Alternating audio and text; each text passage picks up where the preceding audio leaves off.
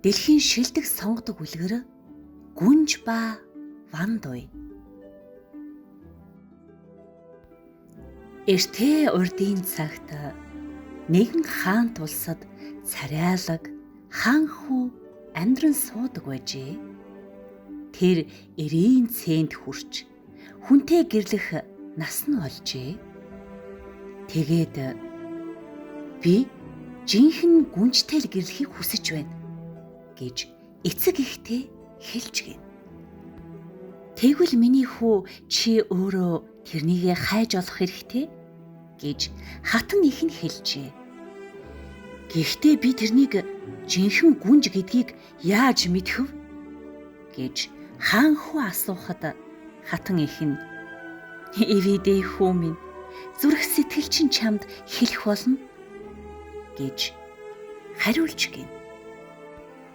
Ингээд хаан хүү хүлэг сайн морио унаад алс холыг зорилоо. Би жинхэнэ гүнжээ хэр хол зам туулж хэдий удаан хайсан ч хамаагүй заавал олох болно гэж өөрөө өөртөө хэлсээр явлаа. Хаан хүү явсаар байгаад хойд зүгийн хаан тулсад хурч иржээ. Тэр хаан тулсад уулзсан охин хайр татамж гэлээ. Тэрний дуу хоолойг тэсвэрлэх аргагүй байлаа.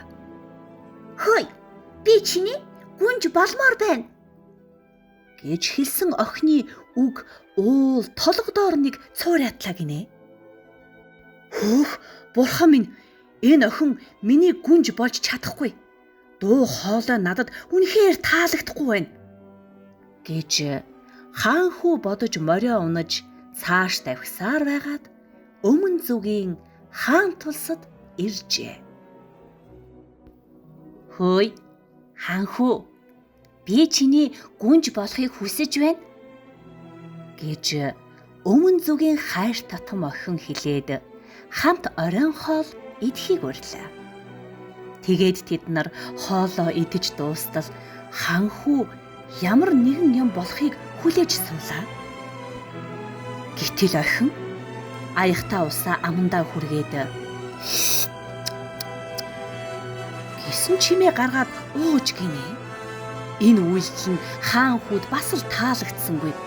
Уучлаарай, би явах хэрэгтэй боллоо" гэж тэр хэлээд яарч тэднийхээс гарчгүй ихэн тэрэ. Сэтгэл гундуухан хаан хүү маань явсаар байгаад зүүн зүгийн хаан тулсад хурч ирлээ. Тэгээд нэг хөөрхөн охин бас тэрний ээжтэй танилцаж учир явдлаа хэлж гин. "Хаан хүү минь, миний охин чамд яг тохирно" гэж охины ээж хэллээ гин. "Алив, гуруула хамтдаа цэцэрлэгээр зугаалъя" гэж хаан хүүд хэлээд тэр гурав цэцэрлэгээр зугаалжээ.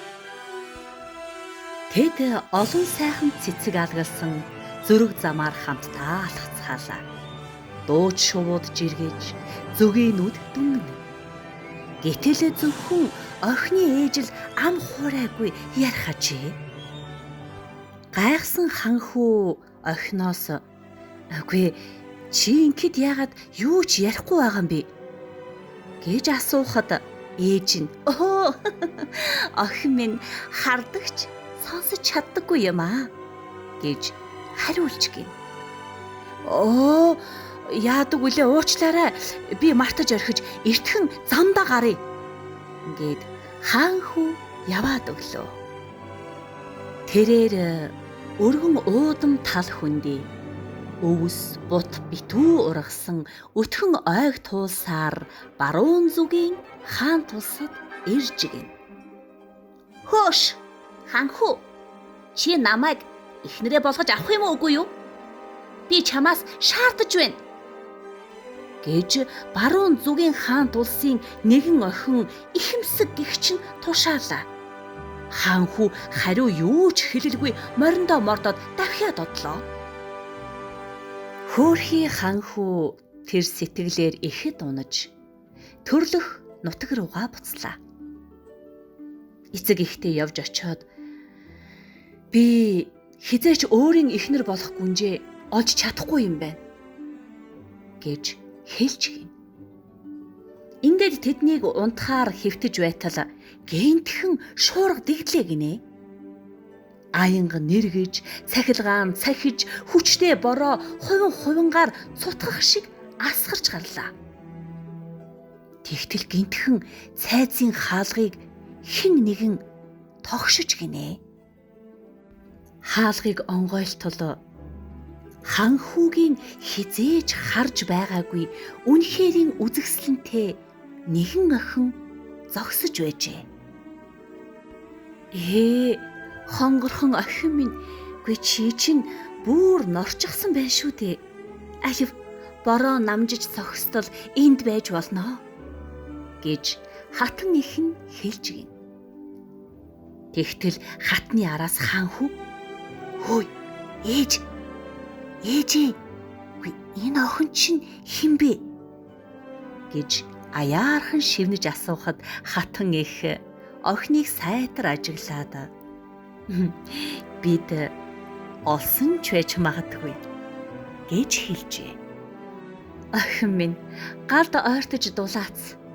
Бидэнд өөрийнхөө талаар ярьж өгөөч.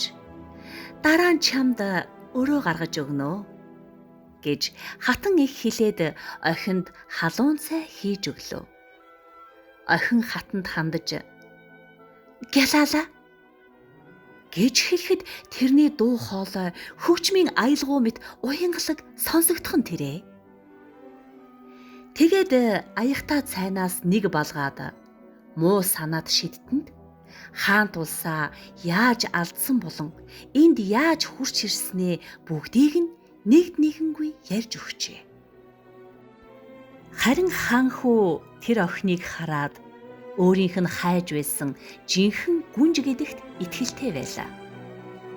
Гэтэл хатан "Хүү минь, бид маргааш тэрнийг хэн гэдгийг нь мэдэх болно. Миний хүү төвчээртэй хүлээж байна" гэж хэлжээ.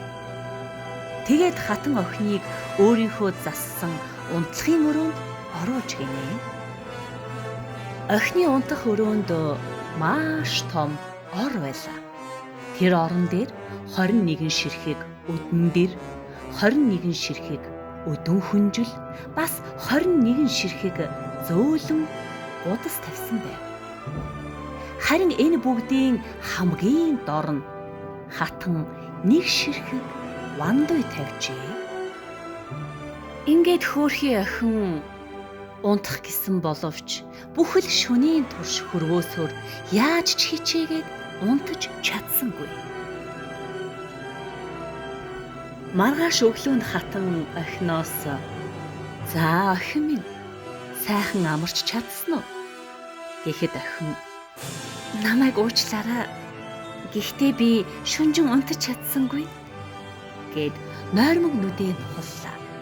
Тэгснээ "Миний гудсан дор чулуу байсан байхаа шөнжин доороос нухлаа. Гэхдээ таны сайхан сэтгэлд талархаж байна. Аимшигт шуурганд амийг минь аварсан ачт нь таа шүү дээ" гэж охин хэллээ.